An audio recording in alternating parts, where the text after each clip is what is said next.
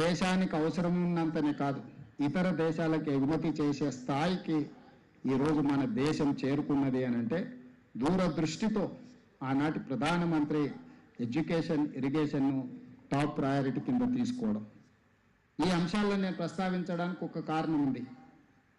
ఏమీ లేనప్పుడు, విద్య లేనప్పుడు కనీసం మన సంతకమైనా మనం పెట్టేంత విద్యను సాధించాలని వయోజన విద్యను కూడా గ్రామాలలో చెప్పడం జరిగింది.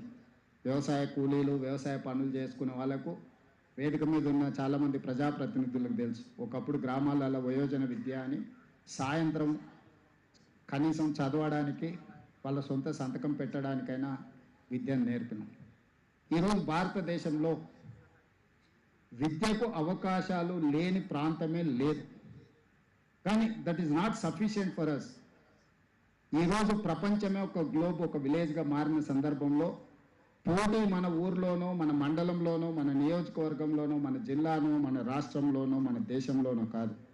ఈరోజు విద్యలో ప్రపంచంతోనే పోటీ పడే పరిస్థితులు వచ్చినాయి.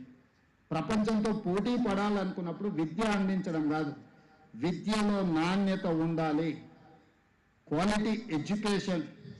అదేవిధంగా ఏఐ తుఫాన్ వస్తున్నది.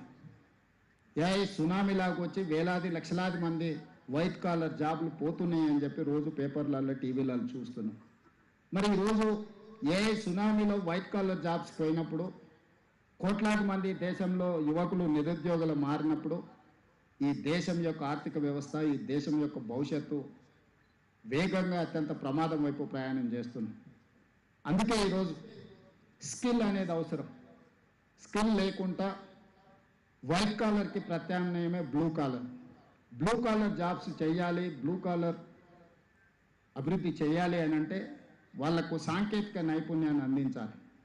ఈ రోజుల్లో ప్రతి సంవత్సరం తెలంగాణ రాష్ట్ర ప్రభుత్వం తరఫున తెలంగాణ రాష్ట్రంలో 1,10,000 మంది ఇంజనీరింగ్ గ్రాడ్యుయేట్స్ పాస్ అవుతున్నారు.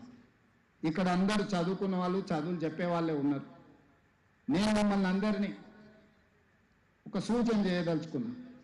ప్రతి సంవత్సరం 1,10,000 మంది ఇంజనీరింగ్ గ్రాడ్యుయేట్స్ పాస్ అవుట్ అవుతున్నారు కదా, అందులో ఎంతమందికి వాళ్ళు తీసుకుంటున్న సర్టిఫికెట్ తగ్గ అవగాహన ఉన్నది, ఎంతమందికి ఆ సర్టిఫికెట్ తగ్గ ఉద్యోగం కానీ ఉపాధి కానీ దొరుకుతున్నదా? మనం నాణ్యత లేని విద్యను అందించి వాళ్ళకు ఒక సర్టిఫికెట్ ఇవ్వడం వల్ల వాళ్ళ జీవితమే పూర్తి స్థాయిలో దెబ్బతింటున్నది. అదేవిధంగా recent studies have told in my council, 6వ తరగతి చదువుకుంటున్న విద్యార్థికి 3వ తరగతి పుస్తకం ఇచ్చి చదవమంటే చదవలేని పరిస్థితి ఉన్నది. 3వ తరగతి విద్యార్థికి 1వ తరగతి పుస్తకం ఇచ్చి పుస్తకం చదువు అంటే ఉన్నది ఉన్నట్టు చదవమంటే కూడా ఆ పుస్తకాన్ని కూడా చదవలేని పరిస్థితి ఉన్నది. తరగతులు పెరుగుతున్నాయి, సర్టిఫికెట్లు ఇస్తున్నాము, కానీ మన విద్య యొక్క నాణ్యత ప్రమాణాలు తగ్గుతూ పోతూ ఉన్నాయి. ఇక్కడ టీచర్స్ కమ్యూనిటీ ఉన్నది. మీ బాధ్యత 6వ తరగతి చదువుకుంటున్న వాళ్ళ దాంట్లో సర్వే చేస్తే 6.7% విద్యార్థులు మాత్రమే వాళ్ళ క్లాస్ బుక్స్ని చదవగలుగుతున్నారు. మిగతా ఆల్మోస్ట్ 93% ఆ క్లాస్లో ఉండేవాళ్ళు ఎక్కువ వాళ్ళు చదవగలుగుతున్నది 3వ తరగతి పుస్తకం మాత్రమే. ఈ లోపం అత్యంత ప్రమాదకరం. ఈ దేశ భవిష్యత్తుకి ఇది చాలా ఇబ్బందికరం. అందుకే ఈనాడు గవర్నమెంట్ స్కూల్స్లో, ప్రైవేట్ స్కూల్స్లో నా విజ్ఞప్తి ఒకటే. ఈరోజు ప్రైవేట్ స్కూల్లో ఐడోనో మరి ఏవిఎన్ గారు కానీ ఇక్కడ ఉన్న ప్రైవేట్ స్కూల్స్ ప్రయాణం ఒక స్టూడెంట్ మీద ఎంత ఫీజు తీసుకుంటున్నారో నాకు తెలియదు. మేబీ 3,000 4,000 ఛార్జ్ చేసినా కూడా 50,000 లోపే ఒక విద్యార్థి మీద ఖర్చు అవుతుంది. కానీ నా ప్రభుత్వంలో ఒక విద్యార్థి మీద పెడుతున్న ఖర్చుని వేదిక మీద ఉన్న ప్రజాప్రతినిధితో పాటు ఇక్కడ ఉన్న టీచర్లతో పంచుకోవాలనుకుంటున్నాను.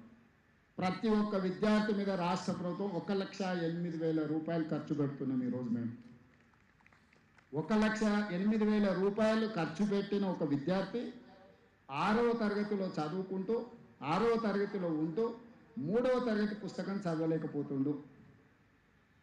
1,08,000 ఒక స్టూడెంట్ మీద ఖర్చు అనేది ఇట్ ఈస్ హ్యూజ్.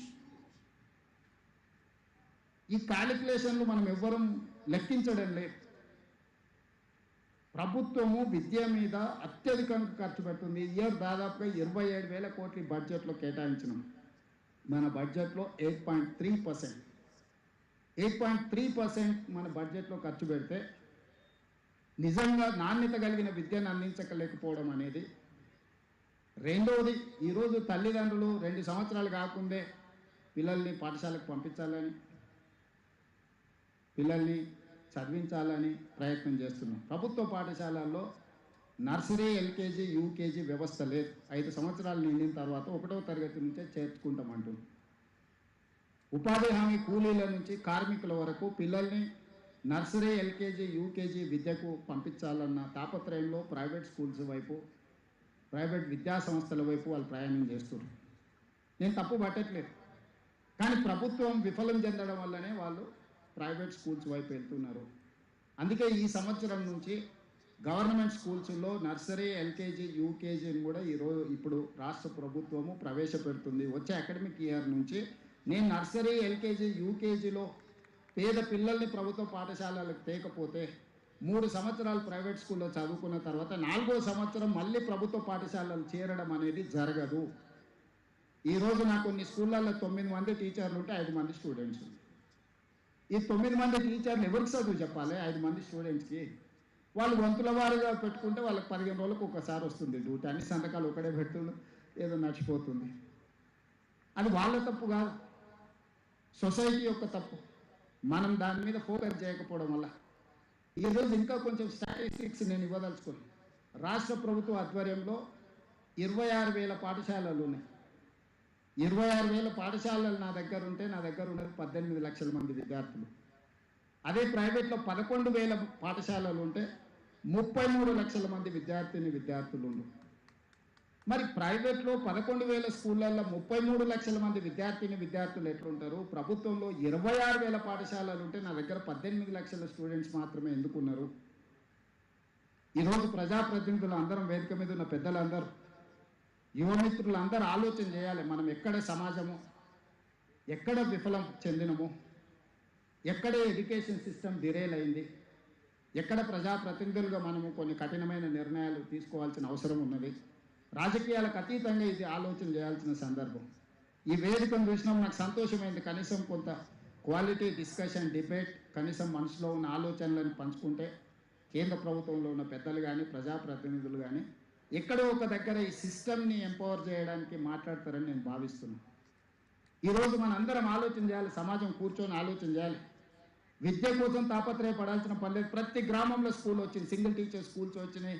ప్రతి తండా కానీ, గూడ కానీ సింగిల్ టీచర్ స్కూల్స్ వచ్చినాయి. ప్రతి 3 కిలోమీటర్స్ లోపల అప్పర్ ప్రైమరీ స్కూల్ వచ్చింది. ప్రతి 5 కిలోమీటర్స్లో హై స్కూల్ వచ్చింది. ప్రతి మండలంలో జూనియర్ కాలేజ్ వచ్చింది. ప్రతి నియోజకవర్గంలో డిగ్రీ కాలేజ్ వచ్చింది. ప్రతి రెవెన్యూ డివిజన్లో ఇంజనీరింగ్ అండ్ మెడికల్ కాలేజ్లో